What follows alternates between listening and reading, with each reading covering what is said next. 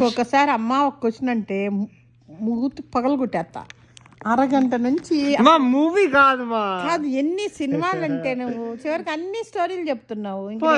5 minutes ma. What's the time? విక్రమార్కుడు పెట్టు. No, what's the time? విక్రమార్కుడు పెట్టమ్మా.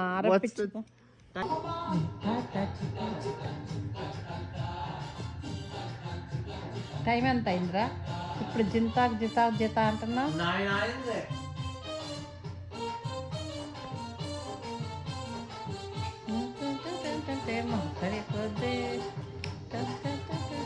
Thursday night ఏమిటో